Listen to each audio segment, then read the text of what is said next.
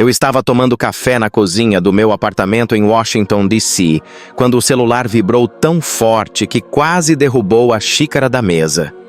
Era 26 de fevereiro de 2025 e o dia já tinha começado com um peso no ar, como se o próprio céu soubesse que algo grande estava vindo. Deslizei o dedo pela tela e lá estava.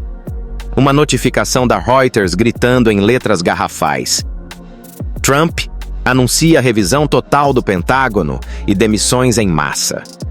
Meu coração deu um salto. Não era só mais um dia de manchetes barulhentas. Era o tipo de coisa que fazia você sentir o chão mexer debaixo dos pés. Eu sou jornalista freelancer, desses que vivem caçando histórias que ninguém mais quer tocar, e já tinha acompanhado o segundo mandato de Trump de perto. Mas isso era diferente. O presidente Donald Trump, recém-empossado como o 47º líder dos Estados Unidos, tinha acabado de soltar uma bomba que eles estavam chamando de o maior choque no establishment militar em décadas. Ele confirmou a demissão de vários generais de alto escalão, nomes que eu conhecia de reportagens antigas, rostos que apareciam em fotos oficiais com medalhas reluzindo no peito, e prometeu uma revisão completa do orçamento do Pentágono. Bilhões de dólares, ele disse, seriam redirecionados para o que chamou de prioridades americanas. Eu larguei o café e peguei meu caderno. Sabia que precisava entender o que estava acontecendo, porque isso não era só política, era um terremoto. A primeira coisa que fiz foi abrir meu laptop e mergulhar no caos da internet. Os webdocs, essas plataformas onde nerds como eu e conspiracionistas se encontram para dissecar o mundo, estavam pegando fogo. No X, os posts pipocavam como metralhadora. Trump tá limpando o Pentágono. Finalmente alguém com coragem para enfrentar os generais woke. Isso é golpe militar disfarçado, acordem! Tinha de tudo, de memes com Trump segurando um machado ensanguentado a threads enormes com supostos documentos vazados. Eu sabia que metade daquilo era exagero, mas o barulho era ensurdecedor.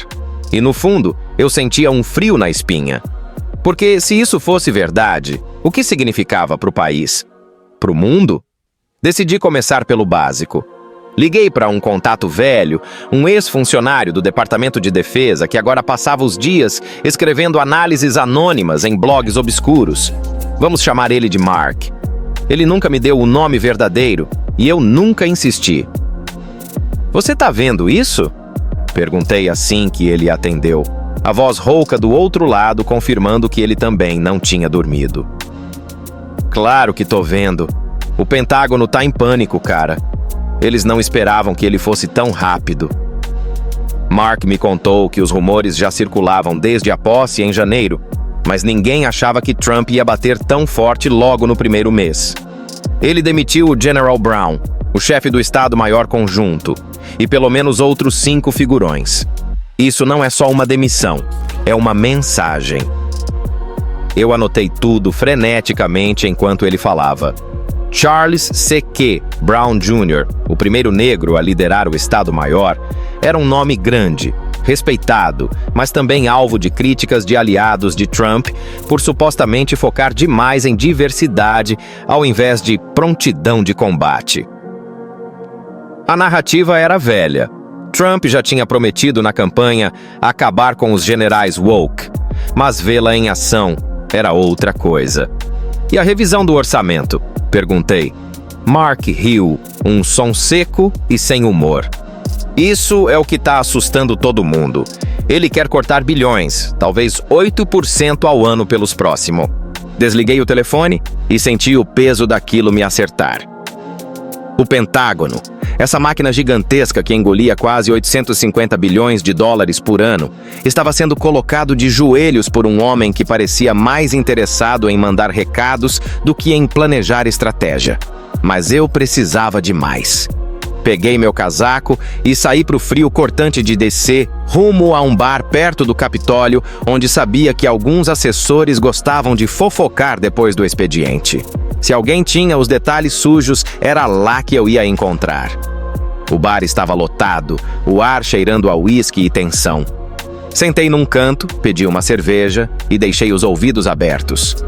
Não demorou muito para ouvir dois caras de terno barato falando alto demais na mesa ao lado. "O Hegseth tá liderando essa bagunça, né?"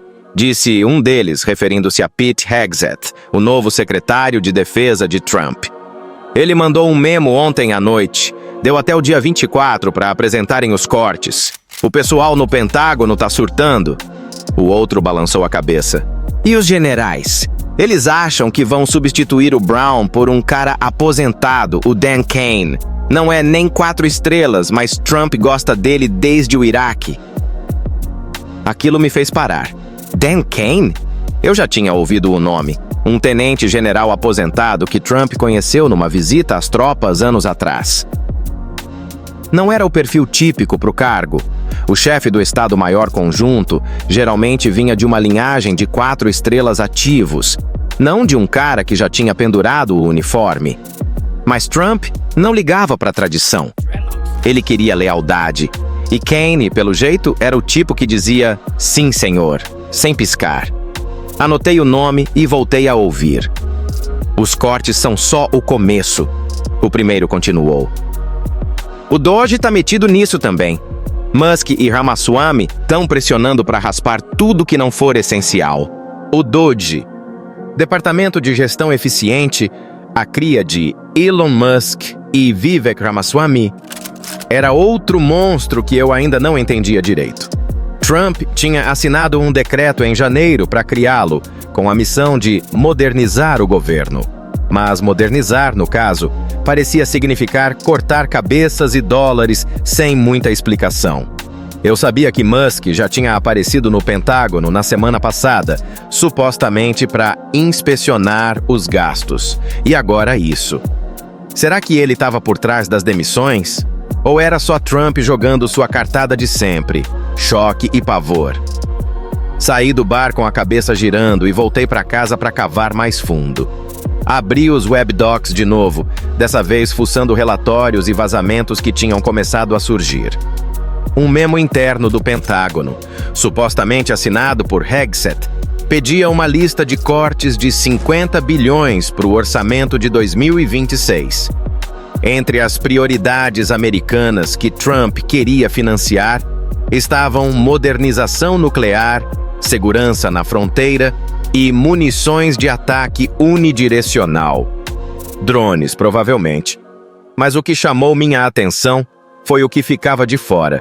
Programas de treinamento, manutenção de bases menores e até alguns contratos de apoio às tropas. Isso não era só uma reforma, era uma guilhotina. Eu parei por um segundo e olhei para a janela. A noite estava escura, o reflexo do meu rosto na vidraça parecendo mais pálido do que o normal. Pensei nos generais demitidos, caras que passaram décadas subindo a escada, só para serem jogados fora como lixo.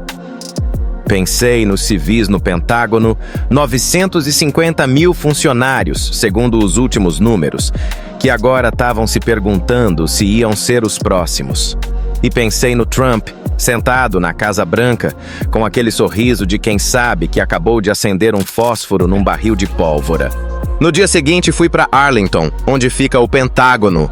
Não tinha credencial para entrar, claro, mas queria sentir o clima. Do lado de fora, vi funcionários saindo em grupos, cabeças baixas, falando baixo. Um deles, um cara de meia idade com uma mochila surrada, parou perto de mim para acender um cigarro. "Você é da imprensa?" ele perguntou, me encarando. Admiti que sim, e ele deu um sorriso torto. "Então você sabe que tá um inferno lá dentro. Ninguém dormiu essa noite. Eles estão falando em cortar 5.400 empregos essa semana mesmo, só para começar.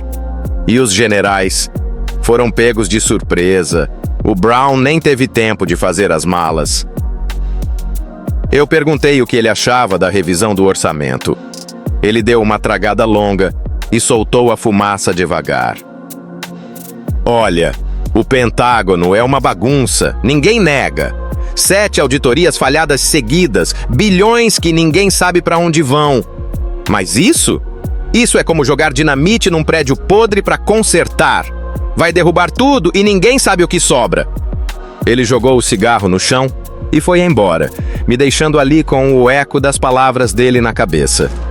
Voltei para casa e comecei a escrever. As horas passaram e o texto foi crescendo enquanto eu tentava dar sentido ao que estava vendo. Trump tinha prometido na campanha que ia drenar o pântano, e agora ele estava fazendo isso com uma motosserra. Mas para quê? Alguns diziam que era para fortalecer o exército contra China e Rússia, outros que era só teatro político para agradar a base. Eu não sabia ainda.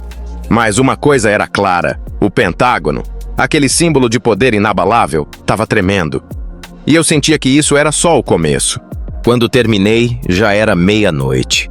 Olhei para o texto, quase 4.000 palavras, e senti um misto de alívio e inquietação. A internet continuava fervendo, os webdocs cheios de teorias e gritaria. Trump tinha acendido um fogo que ninguém sabia como apagar. E eu, aqui no meu canto, só podia assistir e anotar tudo.